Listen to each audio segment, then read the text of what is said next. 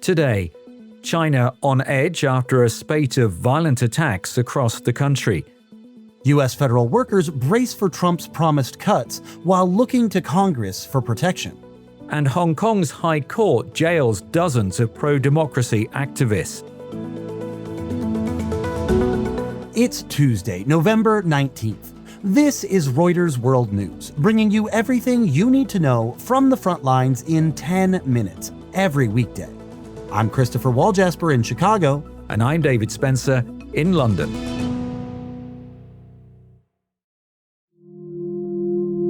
First to southern China, where several people have been injured after an SUV ploughed into students and pedestrians outside a primary school. This happened just days after a driver killed 35 people when he rammed a vehicle into a crowd at a sports center, also in southern China. Today's incident comes after an attack on Sunday too, when a former student went on a stabbing rampage at a vocational college in eastern China, killing 8 people. All of this has added to escalating fears over a spate of violent attacks in China this year. Casey Hall is in Shanghai. I think the reaction to this spate of incidents, what we've seen from online commentary, is that people are angry. People are increasingly nervous and afraid. The randomness of it makes people feel genuinely frightened and uneasy. What do we know then about these separate incidents? The information that's released by the police in each of these incidents has been very, very limited. In some cases, the number, for example, of casualties comes much later after the actual incident. But what we do see is, although it is quickly censored, people post videos online, people are commenting online, people are starting conversations online. Is there any connection between these incidents or attacks? No. I mean, this is happening in many different cities across the country. There is some ties among the suspects in these cases in terms of they seem to be people who feel aggrieved by some kind of financial loss. So there is a little bit of a tie in motivation, and there is a little bit of a tie in that it seems that in many of these cases, what they're really striking out at is innocent bystanders, not people who have necessarily been directly involved in the situation that has made them feel aggrieved. And so the terminology that we see online in China for this is social revenge attacks. These are revenge attacks against society as a whole.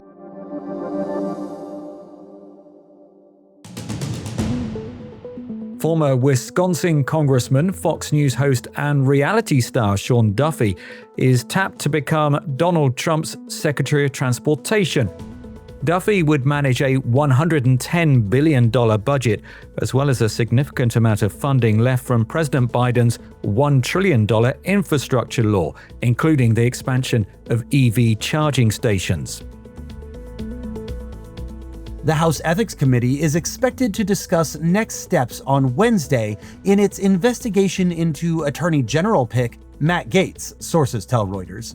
A growing number of Trump's fellow Republicans in the Senate, which handles high-level presidential appointments, have called on the House panel to turn over its findings on allegations of sexual misconduct involving a teenager and drug use by Gaetz. Lebanon and Hezbollah have agreed to a U.S. proposal for a ceasefire with Israel, according to a top Lebanese official who described the effort as the most serious yet to end the fighting. There's been no immediate comment from Israel.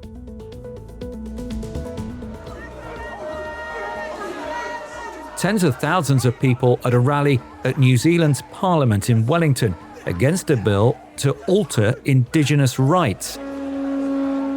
It's one of the country's largest ever protests to oppose a bill which opponents say threatens to dilute the rights of Maori.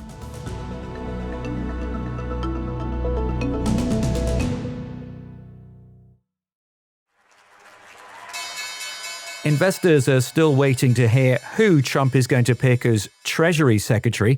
Carmel Crimmins has more. So after a flurry of announcements for other positions, the search for Treasury Secretary is actually widening. Trump had been expected to pick either Howard Lutnick, who's the CEO of Wall Street firm Cantor Fitzgerald, or investor Scott Bessent, but he's looking at other candidates too. Mark Rowan, the CEO of Apollo, and former Fed Governor Kevin Warsh are now being considered as well. And while we wait to hear who gets the top job, why not check out the latest episode of my podcast, Reuters Econ World? It's all about climate change, economic growth, and happiness. You can listen on the Reuters app or wherever you get your podcasts. Donald Trump and Elon Musk have promised to slash government employees and cut costs. Now America's 2 million strong civilian federal workforce is looking to an unlikely source to protect it, the incoming Republican-controlled Congress. While federal employee unions are lining up lawyers and preparing public campaigns to try and avert any mass firings, they're also hoping Republican Congress members will join Democrats in defending their importance to local economies, health, and safety. Political reporter Andy Sullivan is in Washington. So, not surprisingly, federal employees are pretty worried about Trump coming back to office and vowing to slash protections that make sure they can't just get fired arbitrarily. These protections were put in place over the past century to build up a professional bureaucratic class, and most people who work for the government aren't politicized. They're there to do their jobs. Trump has tapped Elon Musk and Vivek Ramaswamy to come up with a dramatic cost-cutting plan. Vivek said he would fire 1 in every 2 federal workers rather arbitrarily.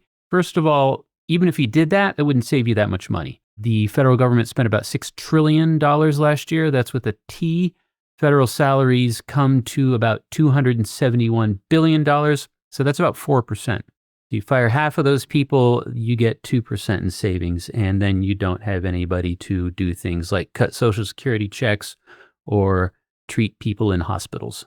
So do Musk and Ramaswamy even have the authority to do what they're promising?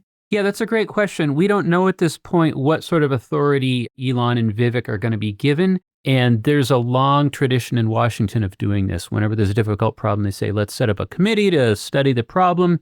They come up with a report. The report is promptly shelved. People can come up with any sort of recommendations they want, but at the end of the day, they're going to have to get it through Congress.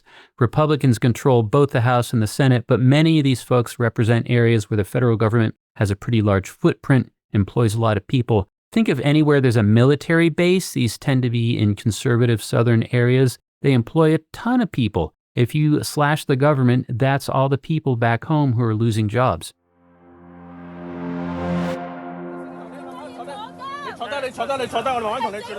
Anguish in Hong Kong as a mother reacts to her son's sentencing and is taken away by police.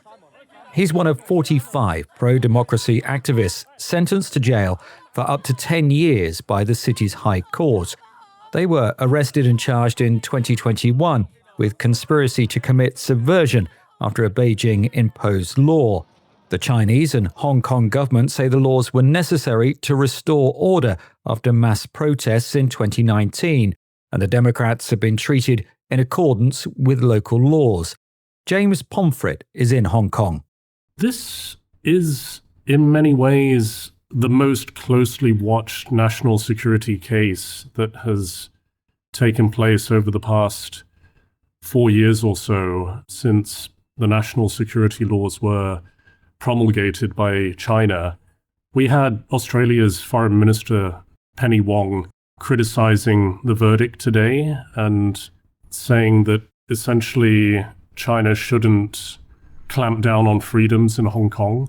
And the US government as well, they've been critical of this case and have called for the Democrats to be immediately released. So in terms of reputation, it does deal quite a heavy blow to Hong Kong's aspirations to be a global financial hub, which in many ways is underpinned by the freedoms that are supposedly allowed here under local laws. So there has been this feeling amongst some Western governments, there has been a deterioration of these freedoms over the past few years. And this ruling is quite significant in that regard, in again reminding people that this China-ruled city is becoming, in some ways, less free.